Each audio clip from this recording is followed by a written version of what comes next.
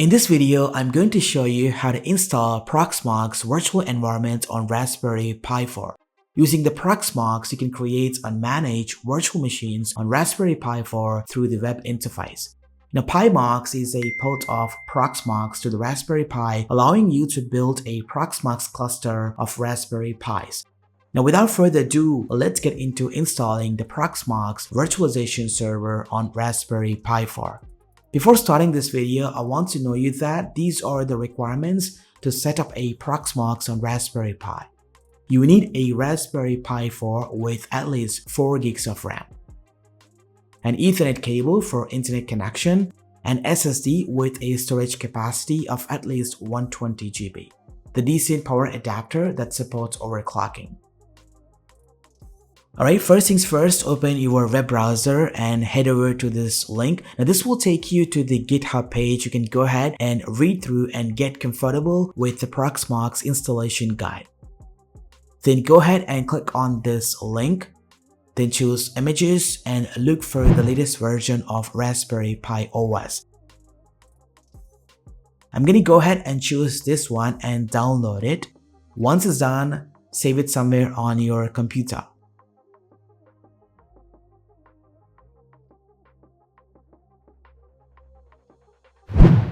Now go ahead, download and install the Raspberry Pi Imager tool. Once it's installed, open it.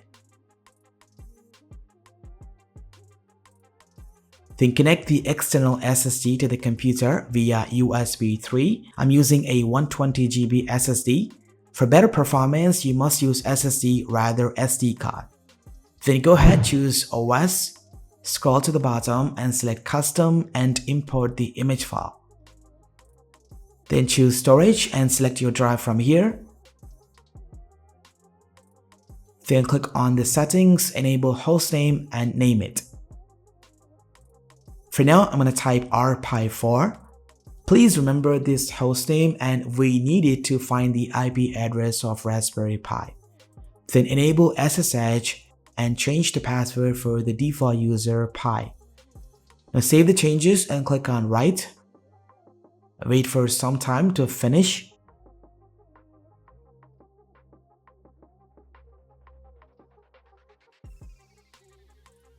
Once it's done flashing the OS, you may see a boot partition has mounted. In your case, if you don't see that, eject the SSD and reconnect back to the computer to mount automatically. Now inside the boot partition, highlight the address bar from the top and type cmd. Inside here, type echo, angle bracket, SSH and press the enter key. Now this will enable the remote connection to Raspberry Pi 4 via SSH upon booting. Now go ahead and connect the SSD to the USB 3 port on Raspberry Pi 4, Ethernet cable for internet connection and power supply. Once everything is set, turn on the Raspberry Pi 4. The first boot will take some time, so please be patient. Now from your local remote computer, open the command prompt or terminal. Then type this command to fetch the IPv4 address of Raspberry Pi 4 by the host name in a local network. After some time, you can see the command has started receiving the packets from Raspberry Pi 4. This is the IP address of the Raspberry Pi 4 assigned by the Wi-Fi router. Then SSH into Raspberry Pi 4 by its IP address. Now enter the password that we set while flashing the OS. And that's it. Now we have logged into the Raspberry Pi 4. Now the first thing you should do after logging into Raspberry Pi is to increase the idle time period of the SSH connection. To do so, type this command and edit these two lines. Now this will keep the SSH connection active for 1 hour.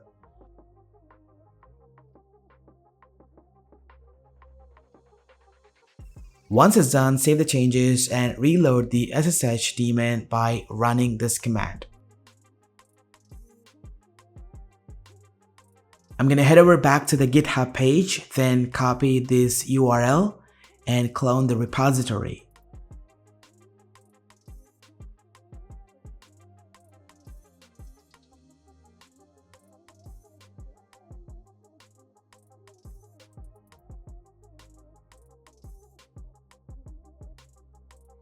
Once it's done cloning, you can see a new folder added to the home directory called PiMox 7. Now change the prompt to this directory. Inside this directory, look for this file. Then type this command to switch to the root user. To execute the ProxMox script, you must log in as a root user. Then make this file to be executable by changing its permission. Now run the script. You can see the command line installer has started. If you notice, the installer is asking to set the new hostname for the Raspberry Pi 4. I'm going to update the hostname. Then set the static IP address for Raspberry Pi 4. I recommend using the same IP address that was assigned by the Wi-Fi router initially. Now in my case, it's 192.168.1 and 13. Make sure the format matches the example shown over here. And this is my gateway IP address. I'm going to type Y to continue. Then I can confirm the changes. Now set the root password. This is the password used to log in into the ProxMox server. Now the ProxMox installation will start. It may take around 20 to 30 minutes and depend on the speed of the internet connection. So please be patient.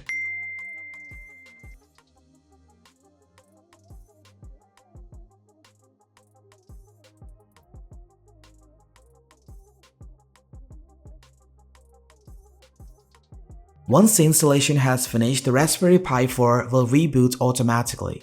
You may see some errors and information about the ProxMox web interface. Anyway, go ahead and reconnect back to the Raspberry Pi 4 via SSH. Then log in back as a root user. Type this command to upgrade the packages. You may need to run this command twice and make sure no warnings are displayed. Once it's done, I'm going to overclock the Raspberry Pi 4, and this step is optional for new users. If you have a proper CPU cooler and high voltage power adapter, then overclocking will help in increasing the performance.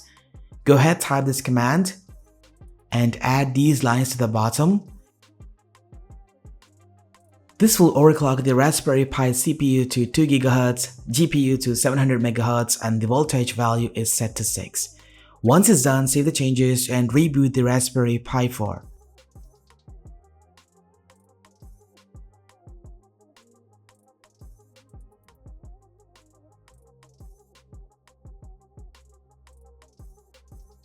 After rebooting, open the web browser and type this URL. Make sure you replace the IP address with your Raspberry Pi 4. You may see a warning from the web browser. Just accept the risk and continue. And don't worry about the warning. Now on the login page of ProxMox, type the username as root and the password you set during the installation. And click on login. You can see the alert. Just click on OK to skip.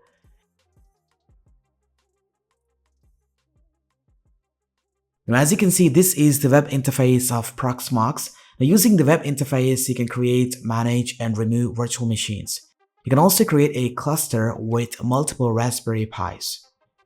Now from the sidebar, you can see a single node of Raspberry Pi 4, and this is the local storage of Raspberry Pi. Now tap on the ISO images, then choose download from the URL. Then open the new tab and head over to this new page and download the Debian Linux ARM64. I'm going to show you guys how to create a virtual machine with Debian Linux in a moment. Just go ahead and copy this URL link and come back here and paste it to download the Debian Linux.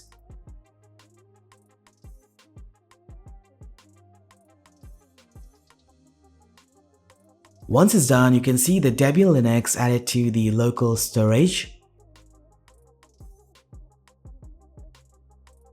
Then click on Create VM from the top right. Choose the node, VM ID, and enter the name of the virtual machine. Then select OS. For now, choose Do Not Use Any Media. Then click on System. Set the BIOS mode to UEFI. And for the EFI storage, use Local. Now allocate the disk space for VM. In my case, I'm going to allocate 20 GB for Debian Linux. Then under the CPU section, set the cores to 2, and for memory, I'm limited to using a 2 gigs of RAM and leave the rest of options to default.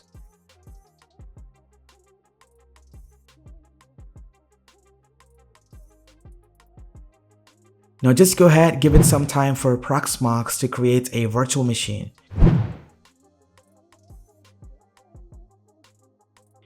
Now select your VM, then choose Hardware, then select CD or DVD drive and remove it.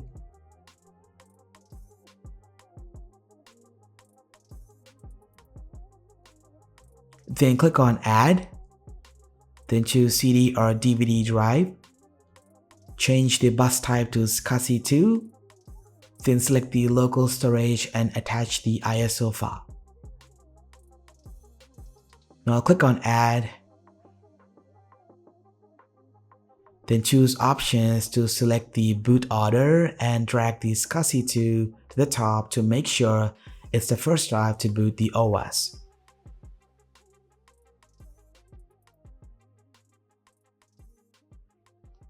Now click on the console and start the virtual machine. For the first time, it will take some time, so please be patient.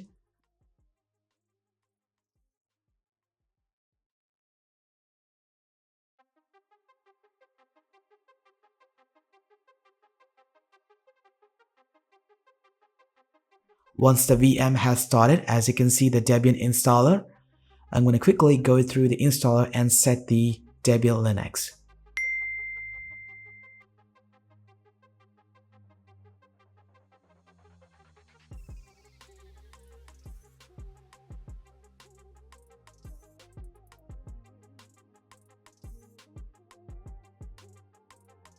Alright, once the installation was successful, stop the virtual machine.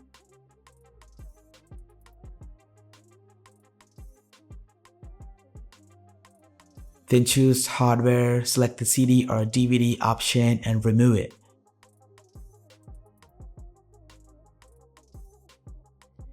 Now restart the virtual machine, and this time it will boot into Debian Desktop. Now as per my experience, you can run simultaneously 2 virtual machines at the same time. I had a bad experience when I tried installing Windows 11 ARM64 using a ProxMox. Now apart from that, some of the OS that I tried are running very well, which include Kali Linux and the Ubuntu server.